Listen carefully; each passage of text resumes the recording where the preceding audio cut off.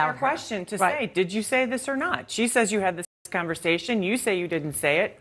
What happened? So there is this.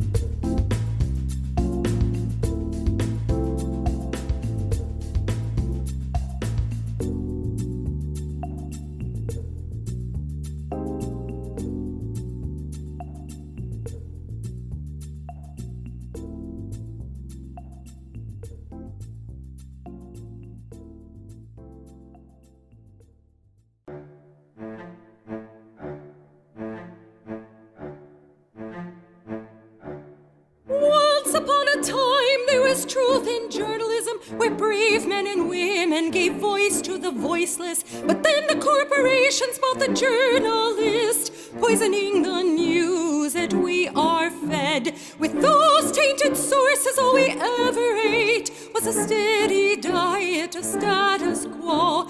This hijacked narrative is the truth of mass suffering, injustice and corruption throughout our land. Status quo, status quo,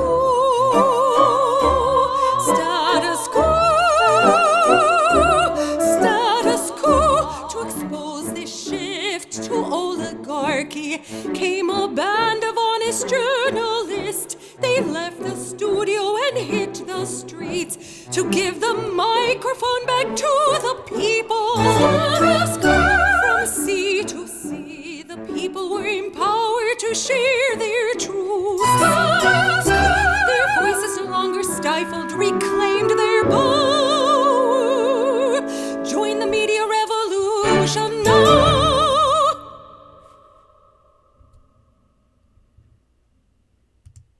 Hey there, Jordan Chariton live on a Tuesday, January 14th, 2020.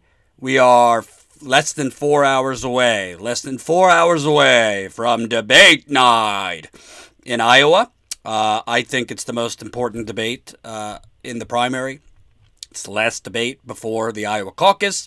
It's the last debate before Bernie Sanders, Elizabeth Warren, Amy Klobuchar, if you want to count her, will be off the campaign trail. Breaking news that Speaker Pelosi is handing off the impeachment to the Senate on Wednesday, and Mitch McConnell has said he will start impeachment hearings on Tuesday, meaning Bernie's tushy, Warren's tushy, Klobuchar's tushy will have to be in the Senate starting Tuesday for impeachment hearings that could last basically for the rest of the time period before the Iowa caucus. So I happen to think Bernie could afford, compared to those two, Bernie could afford it the most to not be in Iowa, and I'll explain why later. But this is a very, very, very important debate, so we're going to obviously get into that. I also have a more specific way to show you just how this Bernie Sanders is a sexist. Bernie Sanders told Elizabeth Warren a woman can't win. How this actually came to be. It's rare that you could actually show in real time how a out of context smear is created from a political campaign, in this case Warren's, and then evolves onto a report, a breaking news report on CNN, and then is pushed in the media for 2 days. So I'm going to show you that. I also have a really incredible video to premiere.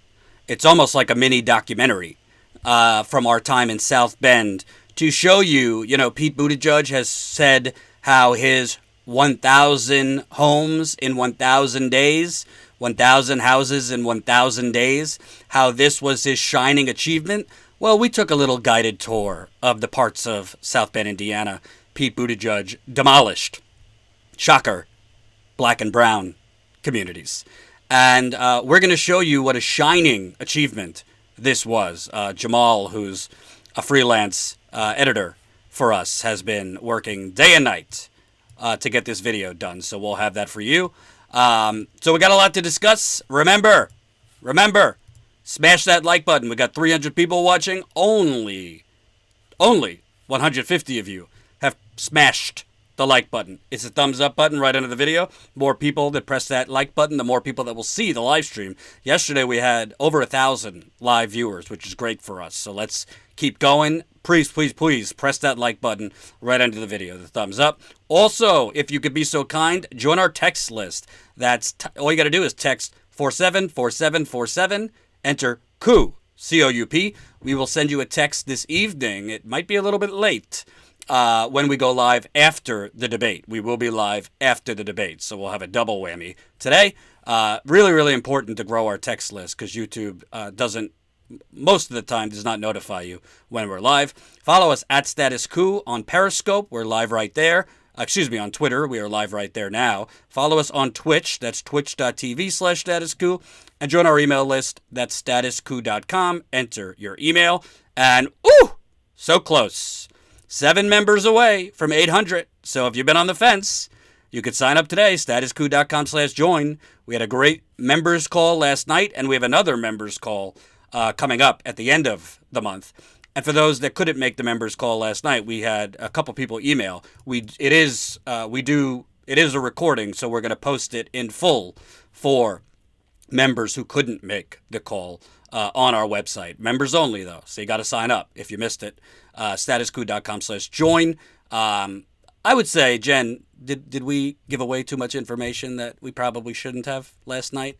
That's my guess. I'm pretty sure that was the most TMI we've ever done. So, Bernie's a sexist. Bernie's a sexist. Oh, my Lord. And super chat. This is a super chat, so let us know. So, I wanted to take my Bernie supporter hat off for a second and just look at this. Not from whether I support Bernie, whether I don't support Warren, but just from my BS detector, just from a common sense detector. Obviously, Bernie has a long history of supporting female candidates. So, but I wanted to take off my Bernie supporter hat for a second and just look at the sequence of events, because CNN and then the New York Times and all the outlets have been going nonstop on this, what I think is a faux scandal that Bernie Sanders allegedly said to Elizabeth Warren, a woman candidate cannot win. So I'm going to take you back the timeline of events here. And we actually need to start with 2019. In 2019, the New York Times, and Jen got a lot of this for us, so kudos to Jen.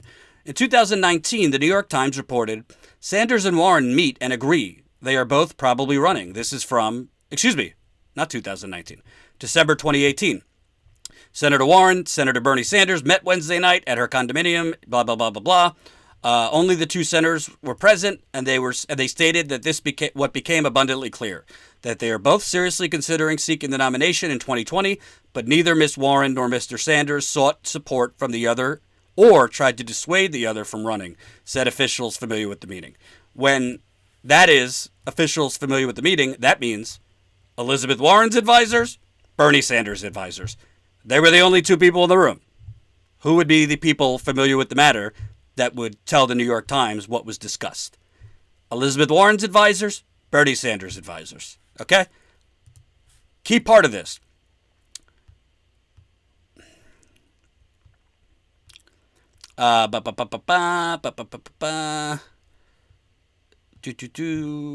Dissuade.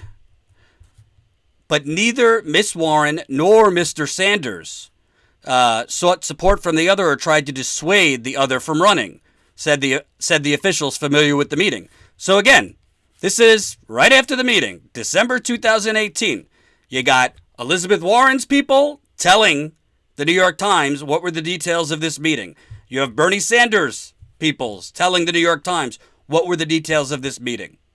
There's not a mention that Bernie Sanders told Elizabeth Warren, hey, be careful, Trump would use sexism against you. There's not a mention of Bernie saying anything about the role, the dynamic of a female running for president. Again, common sense. They're the only two people in the room. Elizabeth Warren's advisors are the ones going to the New York Times telling them what were the details of the meeting. Bernie Sanders' advisors, most likely, same thing. So if Bernie Sanders explicitly said, well, I don't think a woman could win against Trump, Elizabeth Warren's people had the opportunity to say that right then and there. Didn't happen. So that is the original reporting from the New York Times. Okay? So then we have yesterday. I'm going to show you the first CNN clip here. Apologies if you're on an empty stomach. Also have reporting that they discussed ways to beat Donald Trump, and that Warren told Bernie Sanders that two major reasons she thought that she would be a strong candidate was because she could mount a robust argument on the economy, and that she thought she could get broad support from female voters. Now, 4 sources tell CNN that Bernie Sanders responded to Elizabeth Warren by saying he does not believe that a woman can win. Now, we are also told that Sanders expressed some frustration about the role of identity politics for Democrats, and also that Elizabeth Warren disagreed with Sanders' assessment that a woman could not win. Now, the Warren campaign did not comment in response to this story, but Bernie Sanders has just sent this statement to CNN. I will read it in full. He says, "It is ludicrous to believe that at the same meeting where Elizabeth Warren told me she was going to run for president, I would tell her that a woman couldn't win. It's sad that 3 weeks before the Iowa caucus and a year after that private conversation, staff who weren't in the room are lying about what happened. What I did say that night was that Donald Trump is a sexist, a racist, and a liar who would weaponize whatever he could. Do I believe a woman can win in 2020? Of course. After all, Hillary Clinton beat Donald Trump by 3 million votes in 2016. So, Brianna, not only is Bernie Sanders aggressively pushing back, he is now accusing the Warren camp. So that was the original report from CNN yesterday. Thank you, Seth Peterson. My Lord, you're a machine. Every day you're so generous. $65 in the super chat. Jordan, Jen, Marcus, and the rest of the Status Coup team's work is very much appreciated and needed. I and others will continue to support all of your hard work and reporting. This should be mainstream news. Damn the suppression. Thank you so much. And your super chats actually help us avoid the suppression. The more super chats we get, actually YouTube recognizes that in their algorithm and pumps us up. So thank you so much for that kind donation. So the CNN reporter says four sources, right? Our reporting is from 4 sources. No. It's not reporting. This is hearsay from 4 of advisors, friends, whatever, in Elizabeth Warren's circle. I don't know why you would call that reporting, because obviously Bernie Sanders advisors, only 2 people in the room, Elizabeth Warren and Bernie Sanders. Obviously Bernie Sanders advisors aren't going to CNN to talk about the details of a private meeting that, by the way, Elizabeth Warren and Bernie Sanders had agreed to keep private. So they call it reporting when it's 4 people, their version of whatever was said. Okay, they pass off that reporting, right? Okay. Let's look at a shorter clip. And this, to me, is the tell. This, to me, is the tell that Elizabeth Warren herself spoke with the reporter and fed her that this is exactly what's said without saying you could use it without using my name. Here we go. Person we do not have an on-the-record statement from is Senator Elizabeth Warren. The next time we expect to see her, Jake, is on the CNN debate stage tomorrow night, where she will be standing one podium away from Bernie Sanders. Jake. Interested to hear what she has to say. MJ Lee with The Scoop. Thank you so much. Let's chew over.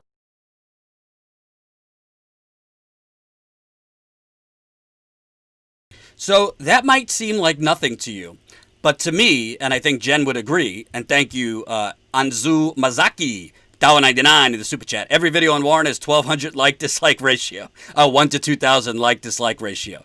Oh, it's going to get worse. It's going to get worse. And we got 600 people watching. 300 of you have pressed that like button. Can I get 300 more of you? Just press that thumbs up button right under the video. Makes a big difference. Thank you. Yazin Yosef, $2 in the super chat. Bernie must go on the offensive. No, Mr. Nice Guy. We're going to get to that. Don't worry about the debate later.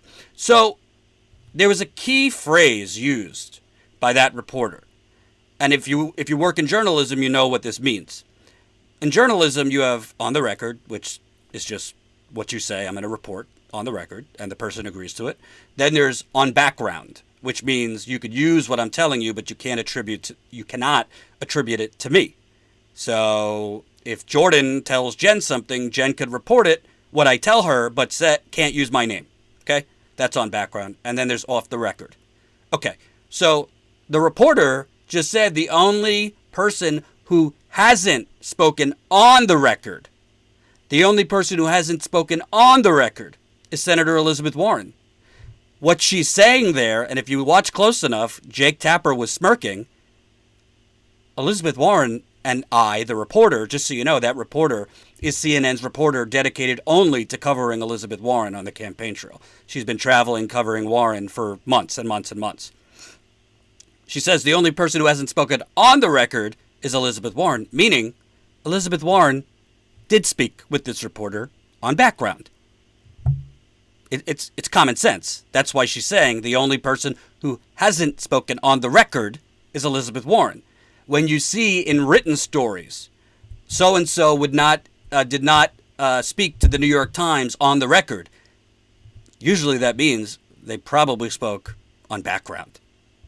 So what's amazing to me, and we're going to show it in a minute, Elizabeth Warren and her campaign are trying to depict this as this is not something they wanted to talk about it. They didn't want this to get out, blah, blah, blah, blah, blah. They planted it. There's only two people in the room, Bernie Sanders and Elizabeth Warren.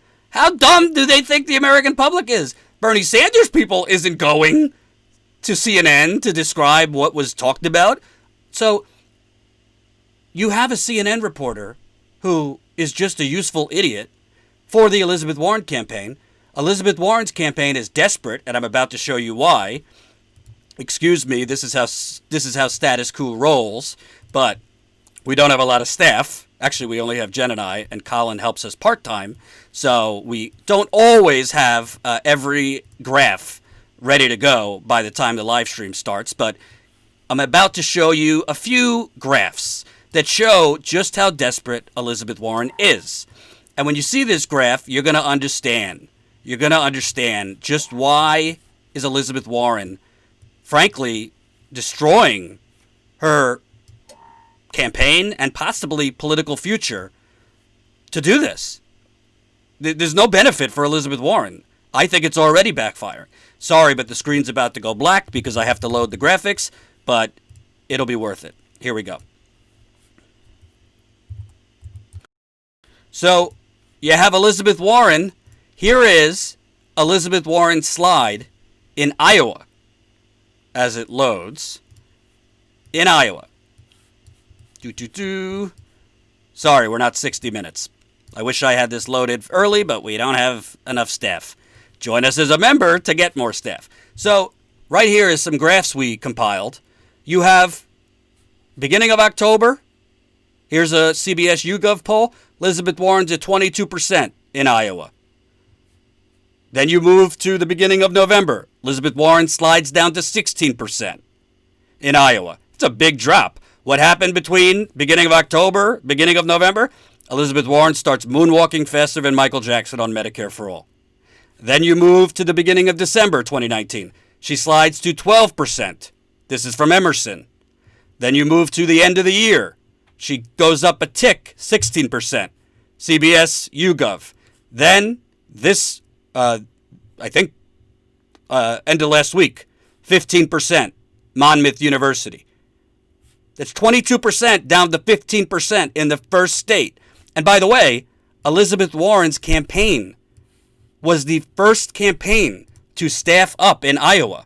Elizabeth Warren's campaign was the first campaign to spend serious money in Iowa. Elizabeth Warren's campaign has been described by CNN and the others as having the best ground game in Iowa. I don't know how true that is because Bernie's campaign has a hell of an operation in Iowa. So now we're going to show you New Hampshire. Apologies. Screen's going dark one more time. This is how you do it. We do this a little raw. But although the screen is black, we are full of light. Hold on. So then you have New Hampshire. Elizabeth Warren. Elizabeth Warren, beginning of October, commanding lead, 32%, beginning of October in New Hampshire. She was in first. Then you move to November, slips a little bit, 31%. I think it slipped. It didn't slip as fast in New Hampshire because she's from neighboring Massachusetts, which gives her a benefit. Then you move to December, again, The only thing that changed, Warren starts moonwalking on Medicare for all. We go from I'm with Bernie to suddenly this is a pathway, to suddenly, oh, we're going to have a transition, to suddenly it's a public option and I'm going to then fight for it in year 3. That's the only thing that changes here. She goes from 30% down to 12%, WBUR poll. End of the year, she goes up slightly, 18%, CBS, YouGov. Now, Boston Herald, 18%. That's a gigantic drop. 32% down to 18%. And by the way, thank you, Colin Tooley, who is doing this for us on the fly at his full-time job, so we don't want to get him in trouble. But Colin, just so you know, has a full-time job, and he does status coup on the side, and he's amazing. So thank you, thank you, thank you. Then let's look at Nevada. One more time. We got to go black for a second. And remember, smash that like button. We're almost at 800 viewers. Let's get it up more. So, Nevada, Elizabeth Warren. As we wait for my thing to load. Less polling, obviously, in Nevada than Iowa and New Hampshire. I just skipped South Carolina because Bernie and Warren are not going to win South Carolina. I got news for you. So, beginning of November, 21%. CBS YouGov. Then you move, there was no polls in December, the holidays, less polling. Beginning of this year, 12%. Then you have this most recent week, 11%. That's USA Today. You go from 21% to 11%. I got news for you folks. There's the external polls, and then there's the internal polling. It is highly likely that Elizabeth Warren's internal polling, her internal campaign polling, is showing even worse than the polling that we're seeing. So, her campaign had a decision. We've already moonwalked. We've already showed we don't have any conviction. We've already showed we're flexible, and that has resulted in this nosedive across the board. We've had a real tough time of expanding our base from highly educated, higher income folks to get more working class people. It doesn't mean highly educated people are bad, like I said yesterday. It doesn't mean all higher income people are bad. But, I mean, the data is the data. She is mostly, her base is higher educated and wealthier people. So she said, well, what am I going to do? Am I going to go at Biden hard, or am I going to try and pick off some of Bernie's people? Well, I'm not going to pick off, like, the male Bernie supporters because, I mean, I'm not as progressive as him. She knows that. So my best bet, dust off the Hillary Clinton sexism Bernie Bros playbook and try to pick off those female Bernie supporters. So what am I going to do? I'm going to whisper little nothings in the CNN reporters' ears. It was her advisors and her. I would put a lot of money down on that, and I don't have a lot of money. I'm going to give them a version of the meeting we had with Bernie Sanders that I didn't give to the New York Times when it happened. Again, if you were here during the beginning of this live stream, the New York Times reported right after the meeting, December 2018, good meeting. Neither of them tried to talk the other one out of running. There were no details. How did the New York Times find out who was in the meeting? Warren's people told the New York Times what was talked about. I assume Bernie's people did as also. So if this was said, why wasn't it told to the New York Times then? So here's what I think. And again, this is just speculation. I don't have any intel. But here's what probably happened. Because even people who do not like Bernie Sanders politically have gone on TV saying, I have a real hard time thinking Bernie Sanders, of all people, would just explicitly say, I don't think a woman could win. What most likely happened, and Bernie alluded to this in his statement, thank you, Denise Hartle, $9.99. This morning on The View was straight up nasty. Whoopi ranting at us Bernie bros for a full 10 minutes. The establishment is winding the propaganda up. Get ready for the spin. I agree. I saw that View clip. It was nauseating. So what was probably said is Bernie was saying to her, you better prepare yourself because Trump is going to weaponize sexism. And it's a lot more difficult for a woman running than a man. To me, that's probably what Bernie Sanders said. Now, you could argue, well, maybe he shouldn't have said that, whatever. But that's not the same thing as I don't think a woman could beat Trump. Elizabeth Warren might have very well interpreted it that way, but your interpretation of something is not the same thing as somebody saying it, right? If I say you're fat, I said you're fat. But if I say, I don't know if that looks good on you, and you interpret it as me saying it makes you look fat, well, I didn't say you're fat. That's how you're interpreting it. So, by the way, I don't call anyone fat. Just keeping it real here. So, that's what probably was said. But Elizabeth Warren's campaign, because of these graphics that I'm showing you, downward, down, free fall in Iowa over the last few weeks. Free fall in New Hampshire, 32 down to 18. Free fall in Nevada, 21 down to 11. California, she's actually increased a little bit. She hasn't gone down, so California is the exception. But a new poll shows Bernie in the lead in California. She's desperate.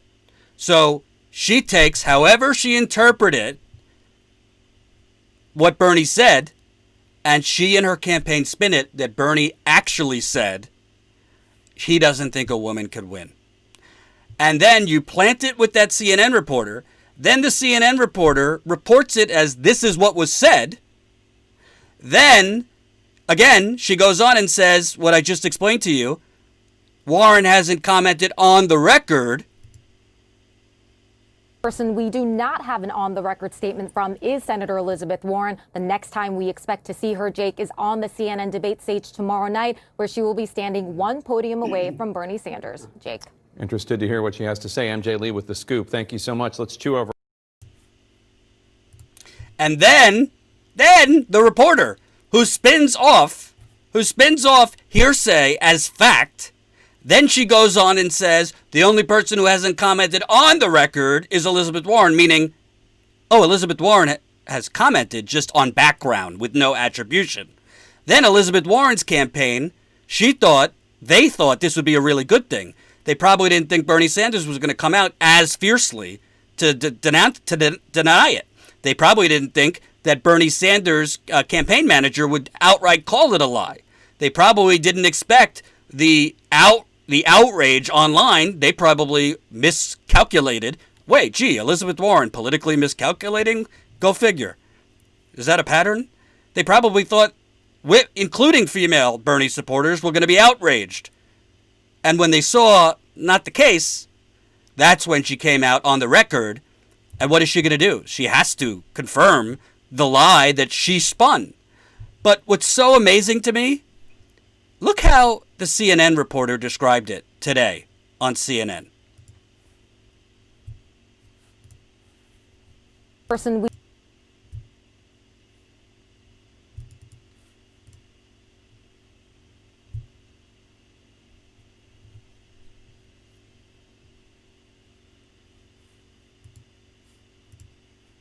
remarkable now that she, as Alex was saying, has put out this on-the-record statement, right? This is the top female Democratic candidate running for president, now saying on the record that her longtime friend and a top male rival told her over a year ago that he believed a woman could not win.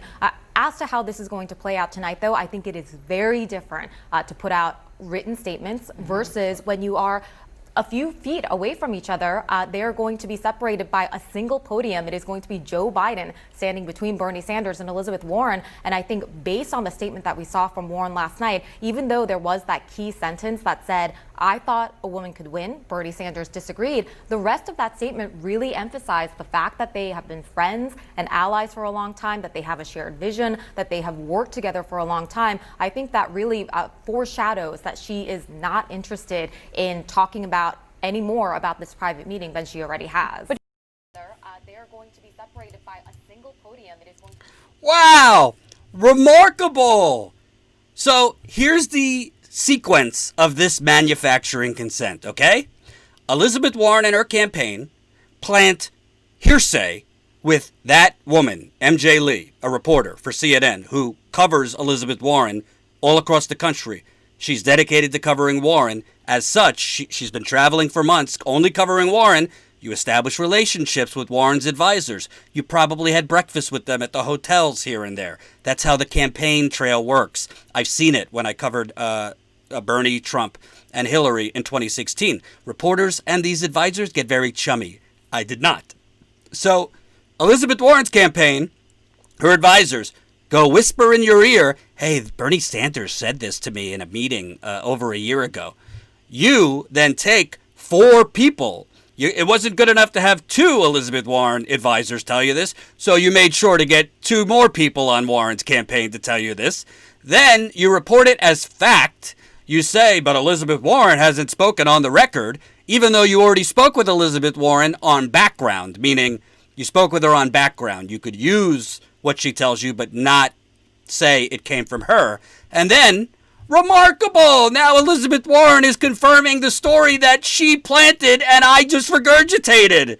You see how that works? That's how manufacturing consent works. Elizabeth Warren's campaign passed off their version of a conversation. Who knows what's true? There's only 2 people in the room. She passed off her version of events. There's no true way to verify it because you weren't in the room. The only thing you can do is just get as many people as possible to say this is what was said. It just so happens all of those people, those 4 people who told you what was said, is from the Warren campaign. You pass that off as a breaking news story. Then your network goes around pushing it for 2 days. And then you go on air and say, remarkable. Elizabeth Warren has now gone on the record to confirm this report. It's not a report. It's hearsay. Hello? And unbelievably, the New York Times, who originally reported the story over a year ago, saying they had a meeting, neither candidate tried to dissuade the other one from running. Then the New York Times literally contradicts its own reporting. Do I have that here? Hold on. This is the New York Times story about the Warren-Bernie private meeting after CNN's report. The tension heightened on Sunday when Miss Warren said she was disappointed in Mr. Sanders after reports that his campaign distributed an organizing script to volunteers, instructing them to portray Miss Warren as elite and out of touch. It continued Monday when CNN reported that Miss Warren had told people that in a private 2018 meeting, Sanders told her a woman could not win the presidency. Other news organizations, including the New York Times, soon confirmed the report.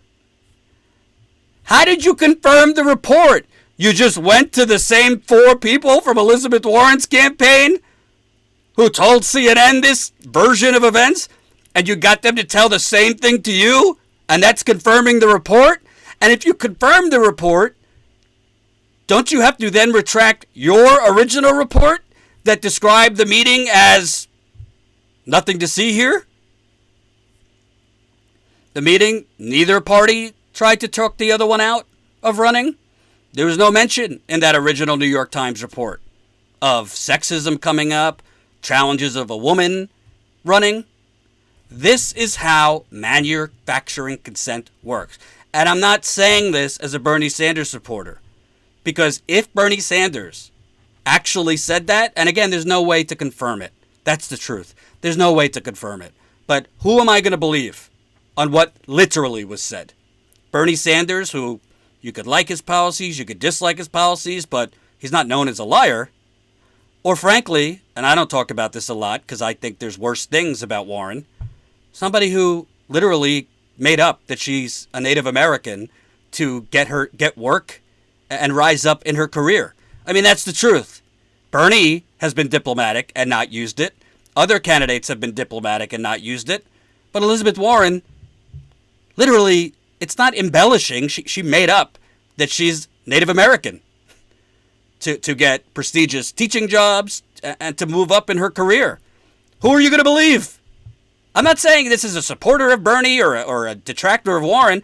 I'm just saying this of common sense. And by the way, it is not only unbelievable that Bernie Sanders would explicitly say, well, I don't think a woman could win. I mean, I truly don't find that even believable, even if he thought it. Do you think Bernie Sanders is stupid enough to say that? Even Morning Joe, the biggest idiots in the world, said this morning. It just doesn't sound like something he would say.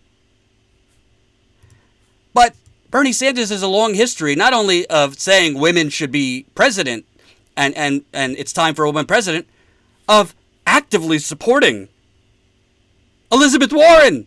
Jen found a bunch of goodies before we went live. Let's take a look. This from 2010. Bernie Sanders lobbying to get Elizabeth Warren to run the Consumer Financial Bureau that Elizabeth Warren created.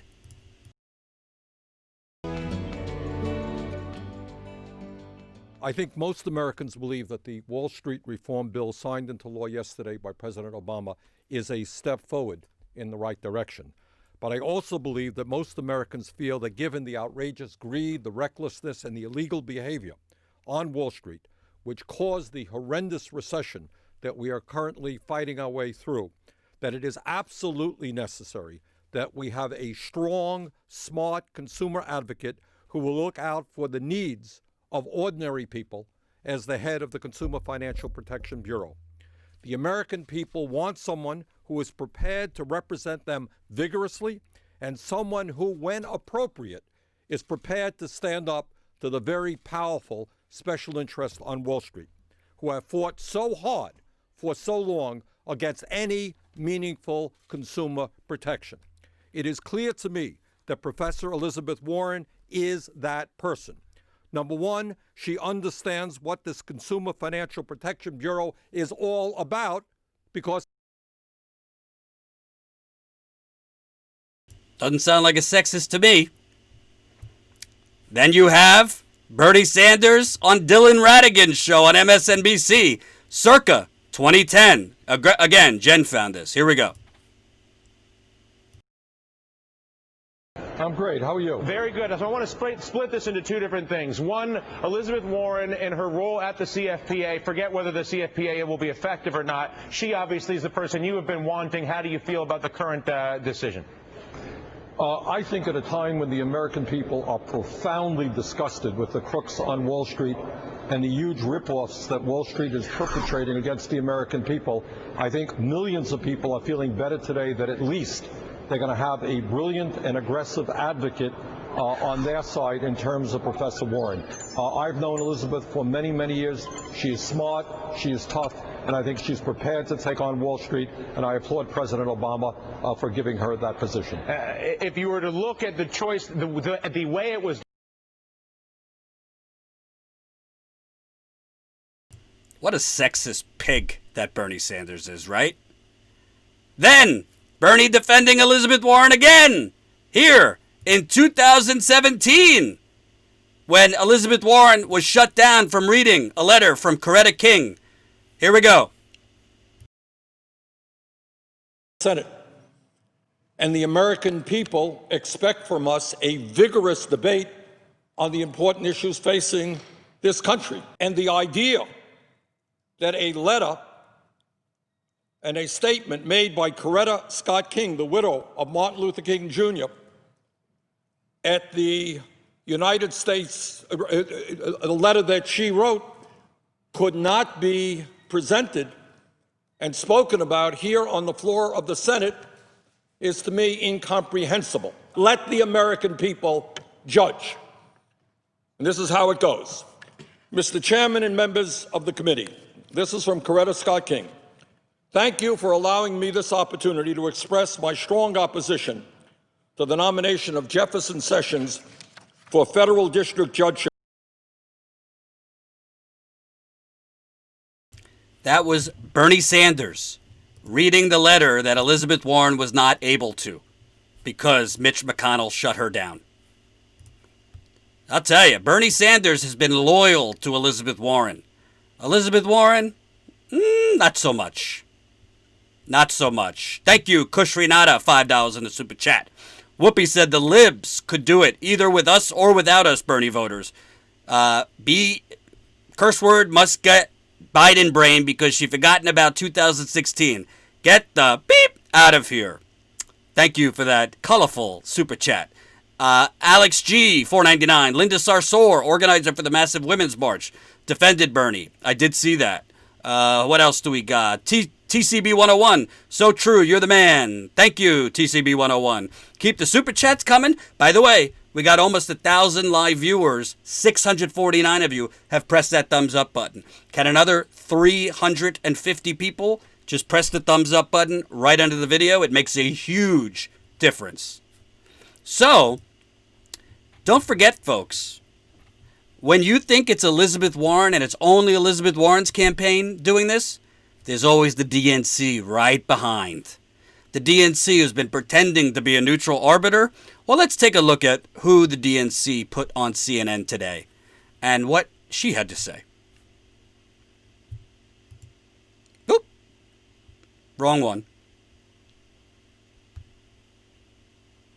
Our question to say, did you say this or not? She says you had this conversation. You say you didn't say it.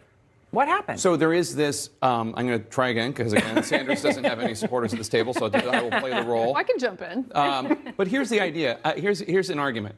I have heard plenty of Democratic women say that they are afraid that a woman cannot win. I'm sure that you've heard that, if not maybe even said it at one point or another yourselves.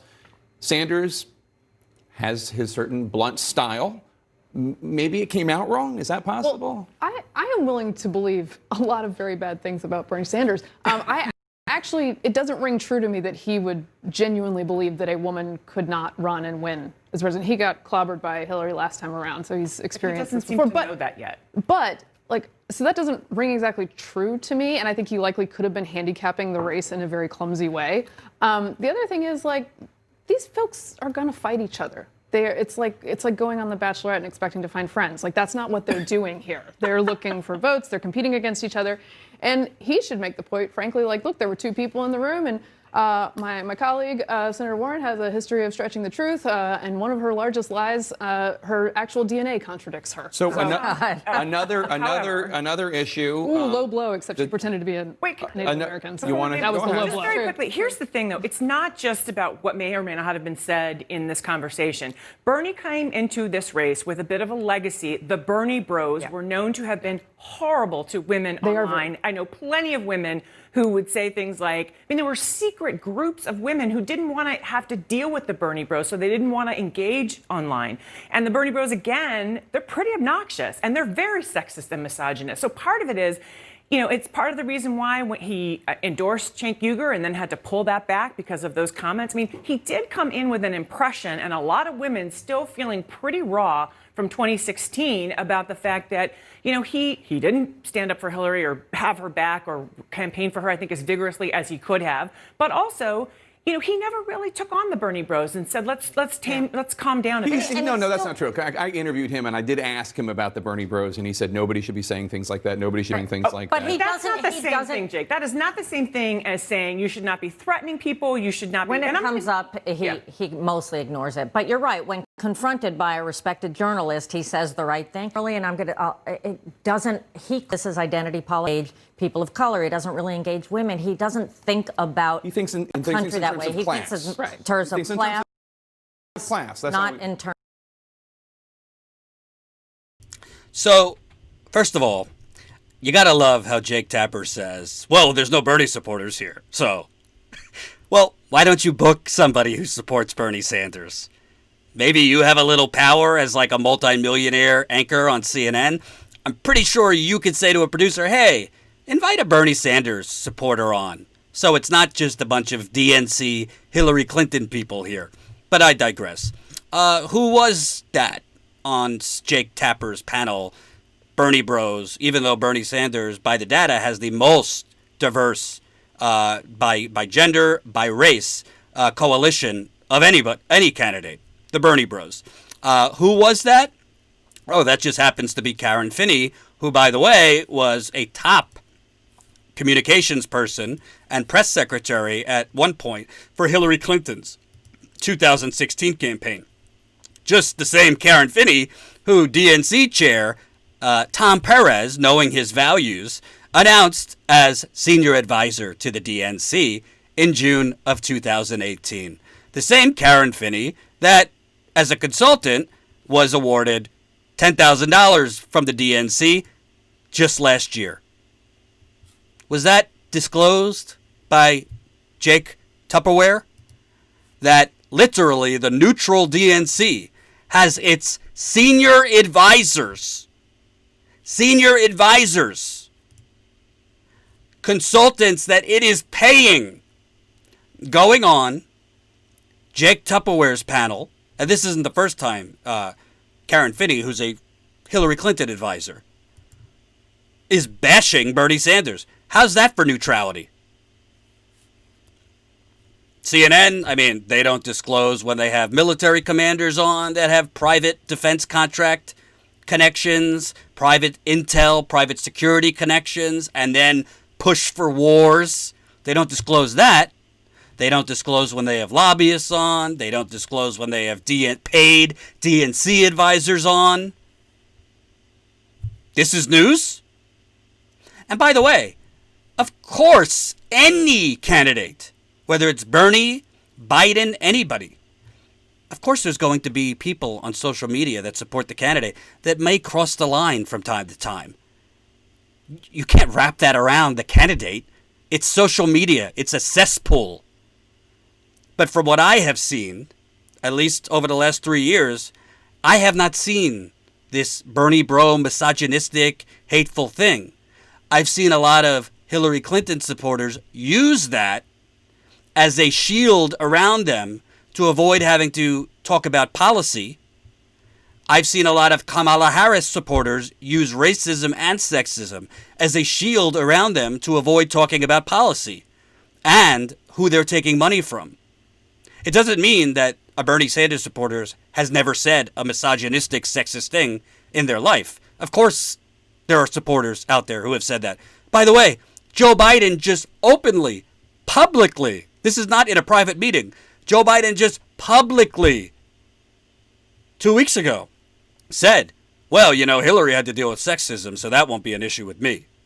He just literally said, me being a man is an advantage. Me being a man helps me, is an advantage to beating Donald Trump. He just publicly said that. Where was the uproar? Where were these same DNC consultants going on bashing Bernie Sanders? I didn't hear them say a word about Joe Biden publicly saying, well, you know, Hillary was a victim of sexism, and, you know, I have a penis, so that's not an issue. And by the way, do I think sexism played a role in Hillary Clinton losing? Yeah, on the margins.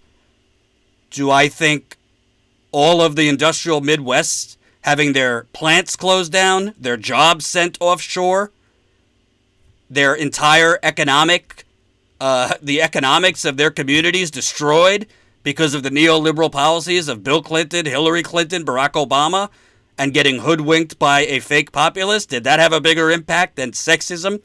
Yes. Yes, it did. And by the way, Elizabeth Warren, in her desperate, again, if you're just coming to this late, just look at the data. Free fall.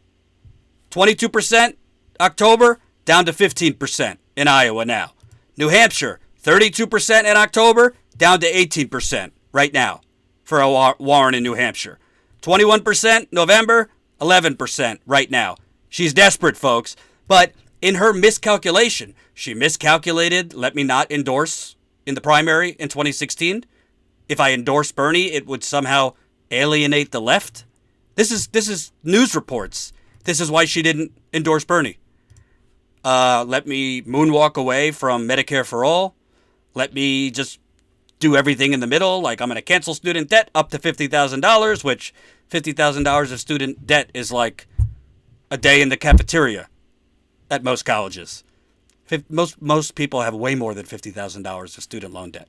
I mean, it's something, but Elizabeth Warren, her political instinct is not to have courage. It's not to have conviction.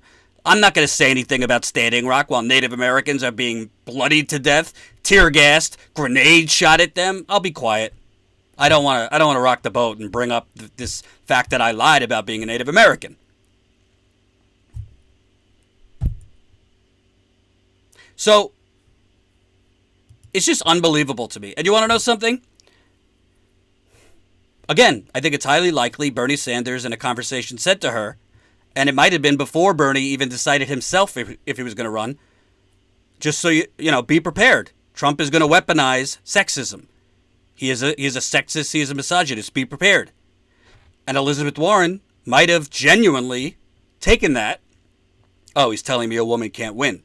But again, if I call you fat, I call you fat. If I say, dear, I don't think you look great in that, you might interpret that as he's calling me fat. It's not the same thing as saying it. This is exactly what happened, and it's become a gigantic news story. But you want to know who it helps the most? Because it's not helping Elizabeth Warren. I got news for you. It's not going to help Elizabeth Warren at all. It's helping Joe Biden.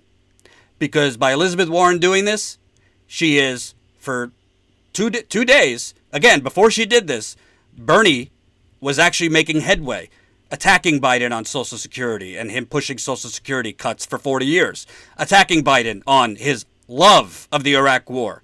As Bernie's campaign came out with 2 days ago or 3 days ago, as I reported 2 weeks ago, Joe Biden was praising George W. Bush 4 months after the war started, saying we need to finish the job, saying Bush needs to use his popularity to his advantage, saying it was the right decision to go in.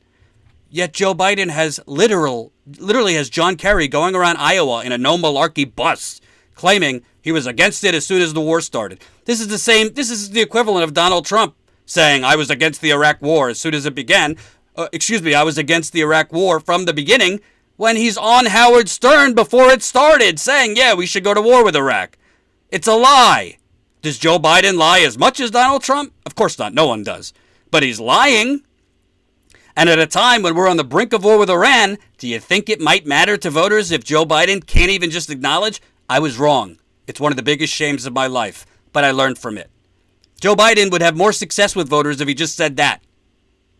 But he won't, because he's got a little Trump in him. It's just unbelievable. And my apologies if I missed any super chats. It's very, very difficult to be live, be switching videos and clips and all that, and make every super chat. But I so appreciate it. And if I ever miss your super chat, please email us, info@statuscoup.com, and I'll read it the next day or email you back. My apologies. So here's the bottom line, previewing tonight's debate. And by the way, Elizabeth Warren is doing this the numbers are getting better and better for Bernie. Every day, there's more polls showing the people are rallying around Bernie. New poll. Morning Consult. The latest data, which was drawn from surveys of more than 40,000 registered voters from January 6th to 12th, showed Sanders beating Trump by 4 percentage points, up from a previous 2-point lead, 46 to 42. Although Biden still performed slightly better, 46 to 41, so Biden beating him by 5, Bernie by 4. Morning's Consult noted that Sanders outperformed Biden among independents and younger voters, or those 18 to 29 years old. Quote, some Democrats are nervous that giving Vermont Senator Bernie Sanders, a self-described socialist, the party's presidential nomination would make it harder to achieve their ultimate goal of making Donald Trump a one-term president, Eli Yoakley of Morning Consult said. However, Yoakley added that this perspective didn't match its polling results. Sanders performs better than his rivals, including Biden, with groups viewed as the key to beating the unpopular incumbent. Gee, if you go around and ask any pollster, if you go around and ask any political strategist or analyst who's not lying, what is the most important thing to win a general election? Of course, you got to bring out your base. Most important thing to winning a general election, got to bring out the independents, got to bring out the young people. Bernie Sanders in his career has proved time and time again he does extraordinarily well with independents, and he is the best candidate to bring out millennials and young people. But he's the Bernie bro. But he said X, Y, and Z that can't be verified. It's ridiculous. And now you have even more ridiculous stories. And again, if Bernie Sanders does something wrong, I will criticize him. I've shown that. But now you have these other stories coming out that are absurd. This from a Daily Beast reporter thinking she's like breaking Watergate. In a scoop, in a recording we obtained exclusively, a person conducting training calls for Bernie Sanders' campaign instructed a volunteer to tell voters in New Hampshire incorrectly that he is the only 2020er who supports Medicare for all. Then the volunteer asked about Elizabeth Warren. What? I got news for the volunteer. I got news for the Daily Beast. I got news for America. Elizabeth Warren's plan that she released is not Medicare for all. It's a public option. What Bernie Sanders, and I hope he says it on the debate stage tonight, what his campaign, what Bernie hopefully says, is 100% true. He is the only candidate for Medicare for all. Elizabeth Warren can throw out whatever disclaimers she wants, whatever transition plan she wants, whatever caveats she wants, but her plan is to present a public option. And then, based on a lot of math that doesn't work, we'll pay for it by cutting the defense budget and passing comprehensive immigration reform. Then on year 3, we'll pass it then. This is not a Medicare for all plan. Bernie is the only one with an actual Medicare for all bill that he is going to try to enact on day 1. So I don't know how that's a story because it's true. D-Dog, $10. Hey, Jordan, did you hear Tulsi came out to defend Bernie? Good on her, I think. I did hear that. I thought it was good. I actually tweeted it yesterday. I've had my issues with Tulsi on some things, but at least there's somebody coming out to basically point out the obvious. And that's why it doesn't make sense at all. Why would Bernie Sanders, to Elizabeth Warren, explicitly say, I don't think a woman could win? But then in a meeting with Tulsi, where Tulsi's saying, I'm going to run, not say anything? Who knows? Maybe Tulsi's trying to get in Bernie's good graces. She sees a political opening now that Warren has totally disqualified herself. I would be very, very shocked if Bernie Sanders considered Elizabeth Warren for dog catcher in his administration, much less vice president. But I believe that Tulsi's telling the truth, and I don't believe that Bernie Sanders told Elizabeth Warren a woman can't win. I think it's very likely, as I said, Bernie said, are you prepared for the sexism that's going to come against you? Are you prepared for the weaponization that Trump is going to do on sexism and your gender? And she interpreted that as, oh, Grandpa Bernie telling me a woman can't win. So, how will it play out in the debate? I would expect it to be the first question asked by Wolf Blitzer. Probably to Bernie Sanders first. My guess is Bernie, and it's a mistake. I'll be upset if he does this, but this is my guess that this is what he's going to do.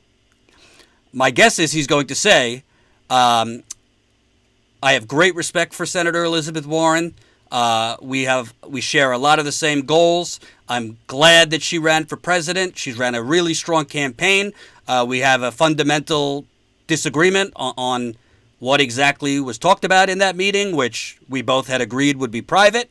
I did not say that a woman can't win. In fact, I think I'm best positioned to defeat Donald Trump, but I think Elizabeth Warren is the next best position to defeat Donald Trump, and her gender has nothing to do with it. I think he's going to be diplomatic, and then he'll probably pivot, but I'm also not going to let the media distract from the real issues and then go into his general talking points. Thank you, Alex G, $9.99. I had to debate my professor in the Colorado caucus. She called me a sexist. The day of the election, she wore a pantsuit because she was so sure it would be Hillary. Ended up crying in her pantsuit. Oh, my God. I don't even want to imagine that. What Bernie Sanders should say, he's not going to, but what he should say is, I have great respect for Elizabeth Warren. I think she's run a great campaign, but she has mischaracterized what I said, and I think she knows that. This is what I said. I, of course, think a woman can beat Trump. I've been saying since the 1970s, the 1980s, that a woman can win the presidency, and that's a mischaracterization of what I said. Elizabeth Warren will have to defend what she's claiming I said, but that's not what I said. But more importantly, this is a distraction from the real issues. Who is best prepared to defeat Donald Trump? He should call her a liar, but he's not going to, because that's not how Bernie Sanders plays, and he's wrong, and I will be critical. Elizabeth Warren just proved she's not your friend. She just threw you under a bus based on nonsense. And you're still going to be diplomatic? Bernie, if you want friends, get a dog. Go with Jane to a canasta group. You need to say, this is not what I said. Senator Warren is mischaracterizing what I said, but I'm not going to get into a tit for tat with Senator Warren when there's critical issues like A, B, and C. Let Elizabeth Warren then say, this is what you said. And you want to know something? Pretty sure that the people of Iowa and New Hampshire are going to believe Bernie Sanders.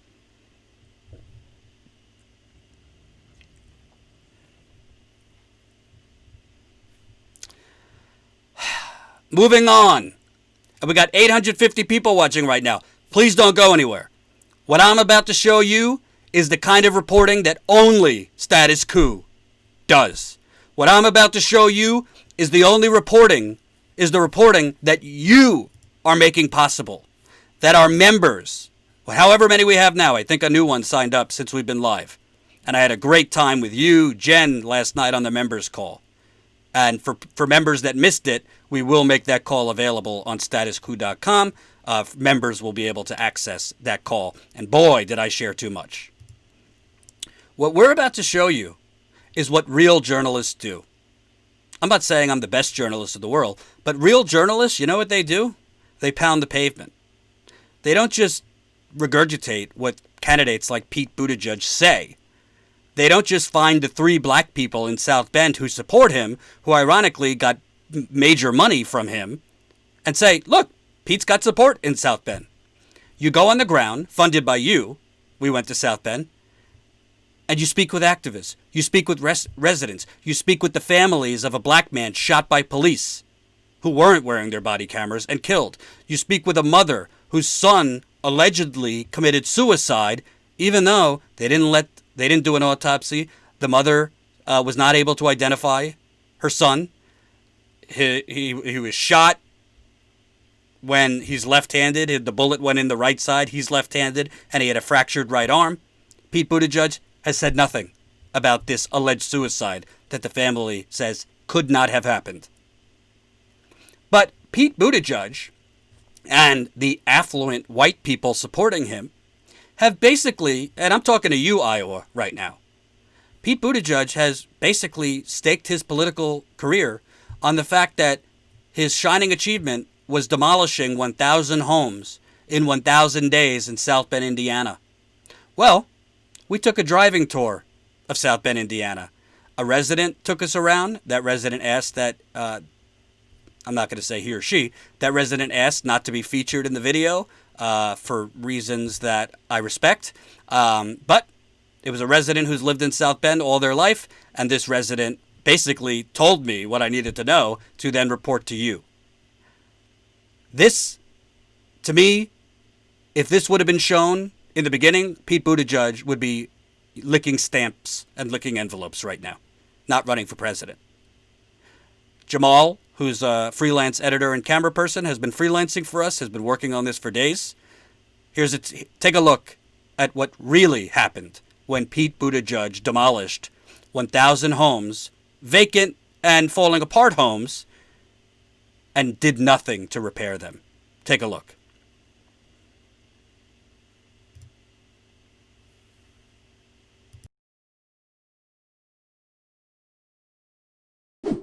But you've received some backlash from me and from others about your 1,000 Houses in 1,000 Days initiative, and something you have touted as a success.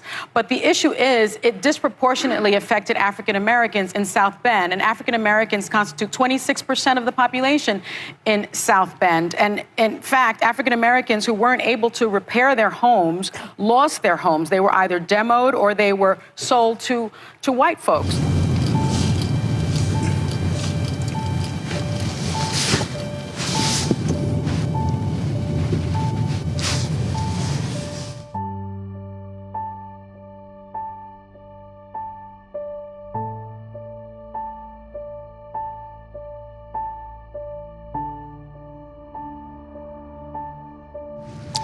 Wow, looks like a forest in the city.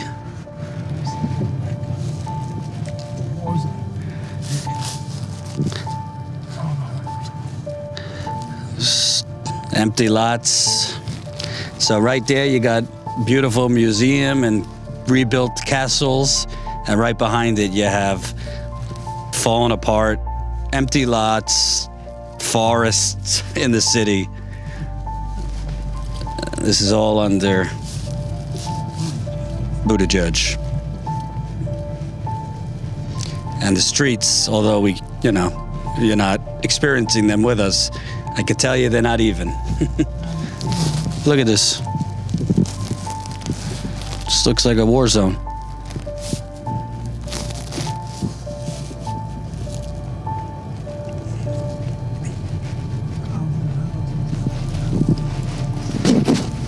It's amazing to me because he's presented this as one of his shining achievements, but what's the achievement of it?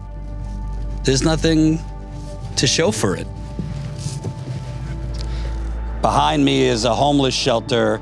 Not really a shelter. It looks more like condominium that they made for homeless people, which is a good thing. But unfortunately, here on the south side where this is, there's no services to speak of. This is kind of like, this is the south side, but the west side is a few blocks over. And as we've been driving through the west side into the south side, there's not a drugstore to speak of. There's not a laundromat to speak of. There's not a supermarket to speak of. There's nothing. Just closed down businesses, closed down junkyards, empty lots. This lot here has been empty for 7 years. Homes used to be there, but Buttigieg, his crowning achievement, he claims, when he came into office was 1,000 homes in 1,000 days. Demolition crews came through here right in the beginning of his administration and just bulldozed all the homes there. In this lot over here to the left, these were all homes, vacant homes, that most of them were not in use, but the black people I've spoken in town to, the working people I've spoken in town to, this was, for most of them, the only generational wealth they had. It was passed down to them from their grandparents, from their parents. And because they're poor, they didn't have the money to upkeep, pay electricity, fix the roof. They didn't have the income because of their status, being poor or being black or being brown. And Buttigieg just decided, let's get rid of all of them. Yeah, they were vacant, but they were still owned by these citizens, mostly poor, mostly black. But this has been empty here for 7 years, a vacant lot. So it seems he bulldozed things with no plan what to rebuild them with. And yes, it's nice that there's a nice newer building for the homeless, but there's no services here. We also haven't seen a bus line or any form of transportation for blocks. So how are they supposed to quote unquote lift themselves up from the bootstraps, as people like to say on the right and some on the left, with no services, no transportation, no nothing? It's very similar in parts of Detroit, Flint, Cleveland. It's happening everywhere. Tearing down certain communities where certain classes of people live with no plans to rebuild. So a lot of money was given to the Heritage Foundation, and they pick and choose which houses they want to fix up. And it looks like they're not doing much fixing up around here. Whereas this street, it's a little better pavement.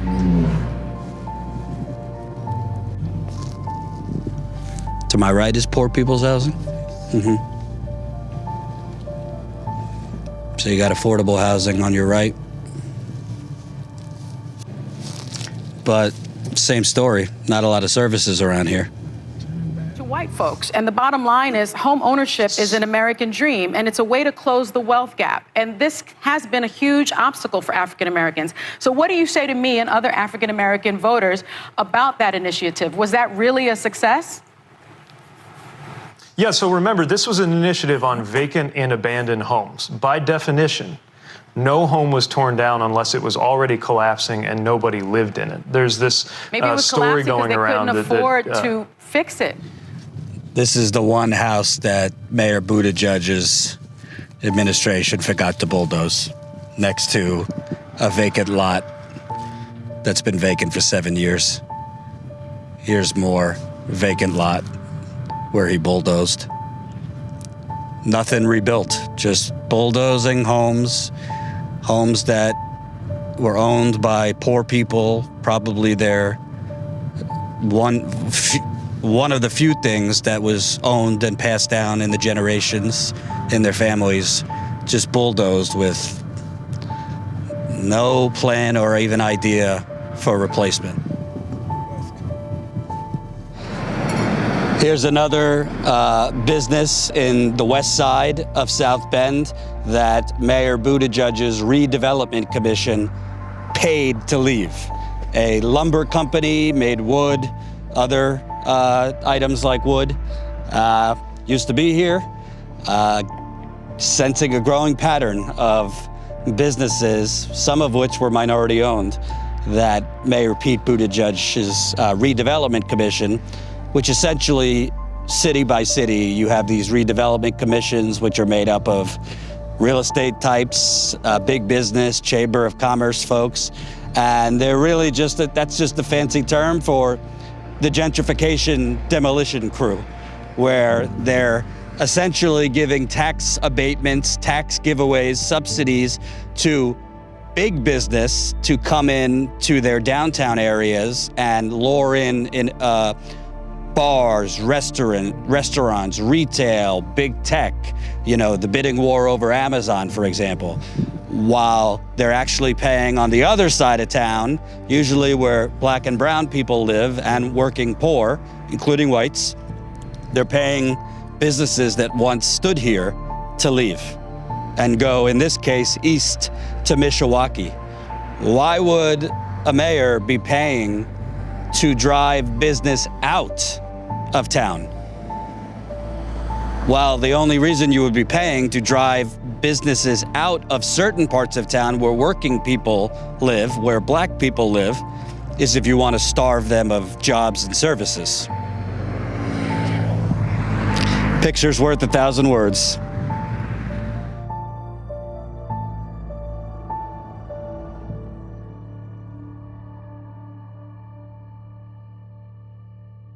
Hope you enjoyed that last video. Hop on over to statuscoup.com where you can sign up for our email list and become a member for as low as $5 to $10 a month. Membership is how we grow. That's statuscoup.com/join. And remember, join our email list so we can grow the revolution with you.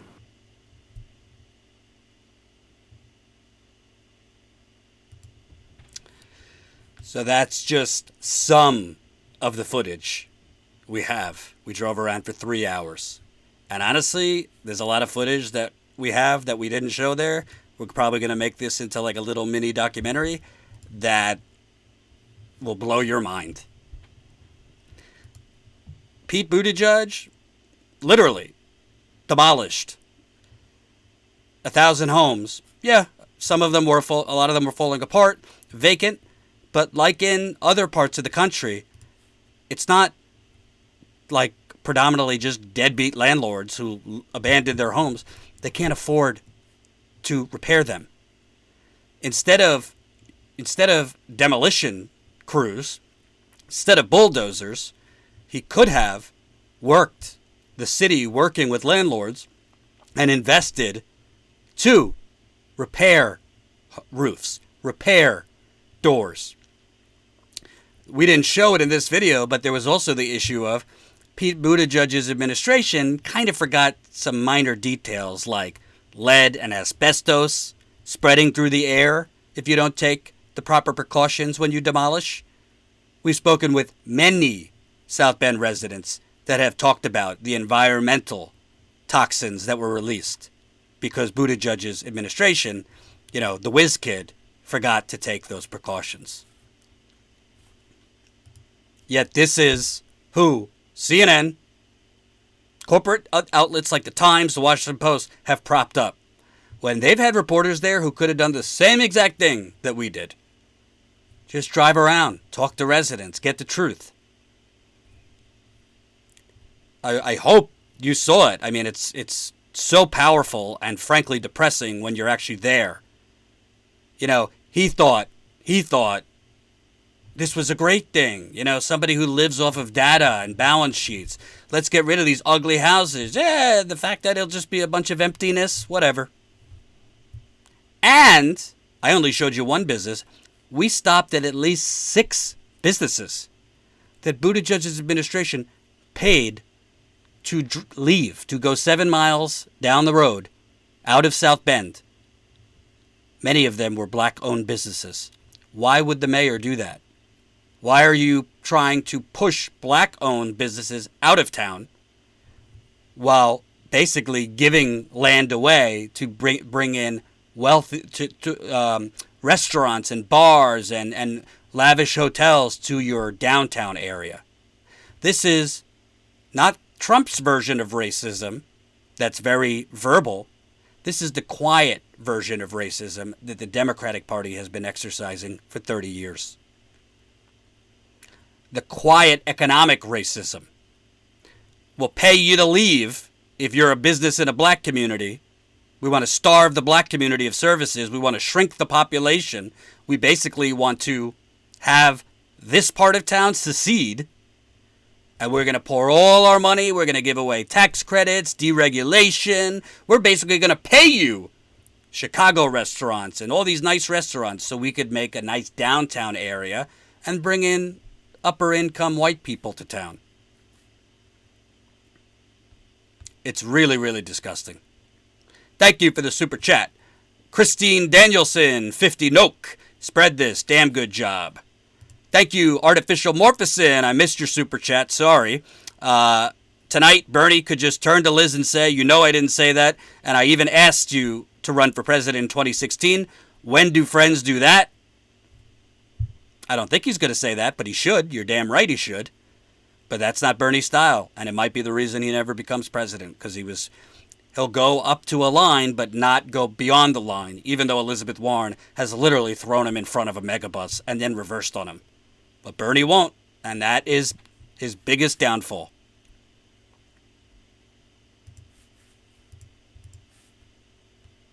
We need more reporting like what we just showed you. And by the way, I'm not special. Jen's not so special. Status Coup is not so special. The only difference between us and everybody else, we actually give a damn, and we actually are willing to roll up our sleeves and do the work.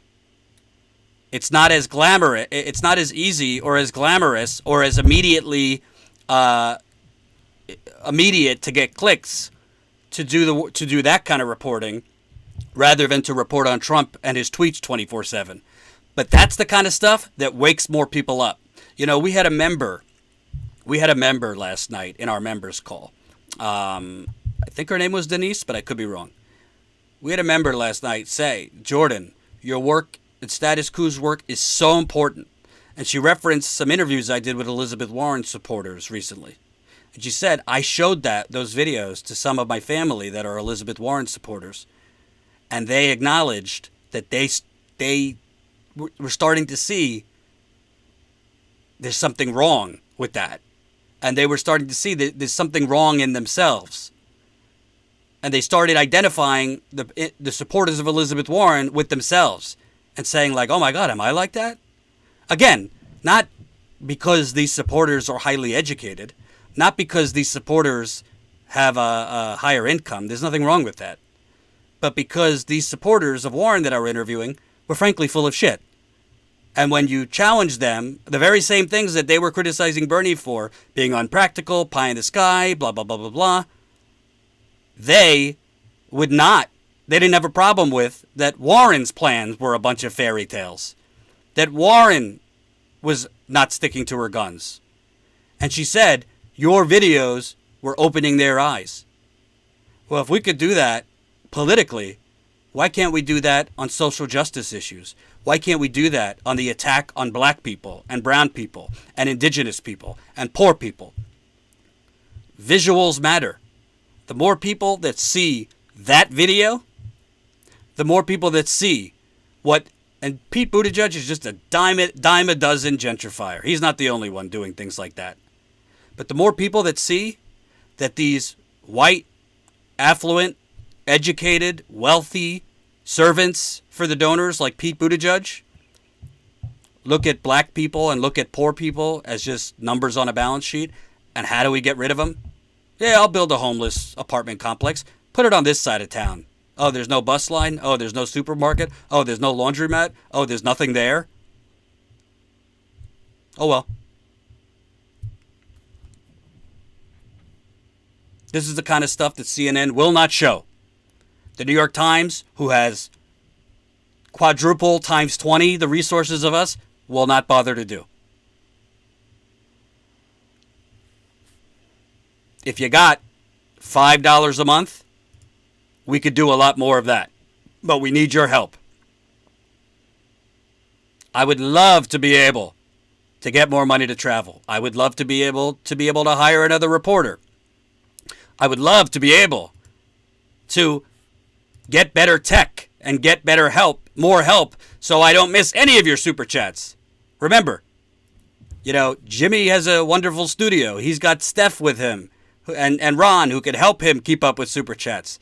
It's just little old me and Jen. And Jen does her best, but she can't catch everything, and neither can I. We would love to have enough money to advertise. We just had a conversation today, actually, with someone about advertising. We got to beat this depression. But we can't invent money, and we're not taking money from banks, pharmaceutical companies, fossil fuel companies, real estate bigwigs, Silicon Valley. We don't want your money. We want the viewers. So if you appreciate this reporting, whether it's calling out BS on CNN, manufacturing consent, and that Warren nonsense, to on-the-ground reporting in Iowa, where Marcus is right now, in South Bend, where I just was, on the campaign trail covering Warren, what Jen is doing, you could do it for as low as $5 a month. Every new member makes it. You might not think $5 is a big deal. It is a big deal. So I hope more people will sign up. Statuscoup.com/join. You also get bonus content as a member. We really, really appreciate the super chats too, which help a lot. And that's it. I'm going to end because we're also going to be live tonight after the debate. So same time. Well, not same time, but the debate, I think, ends at 11. So we'll be live right after the debate. Please, please, please, again, spread this content. We're going to post that video tomorrow. Share these videos. Share also on your Twitter, on your Facebook, everywhere. Share Status Coup. We're being suppressed from all sides, so it really makes a difference. Also, make sure you sign up for our text alert system. All you got to do, text 474747, enter Coup. You'll get a response right away that you're on our text list. This is how we text you when we're live. We don't text every time we're live because it's expensive, but we are texting more when we go live, and more people are finding out we're live through text because they're not getting notifications from YouTube. Also, go to statuscoup.com, enter your email. We definitely need to grow through our email. Also, tell your friends, tell your family to subscribe. They might not even be progressives. Just tell them to subscribe. We need to grow this YouTube channel. Follow us on Twitter. Do it all. Everything makes a big difference. Thank you. The debate is at 9 o'clock Eastern. That's 6 a.m. Pacific. I will be live tweeting up a storm. And I'll be live right after at 11 o'clock Eastern. So if you could stay up that late, I will have my thoughts. Thank you for watching. We will see you late tonight after the debate. Good night. Good evening, and I'll see you at 11 o'clock Eastern. Bye-bye.